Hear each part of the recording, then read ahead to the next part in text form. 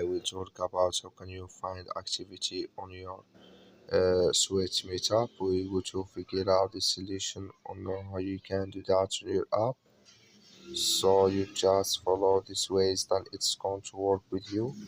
So all you have to do, so you just go here up above this sign, click on it, and you just click here in this sign.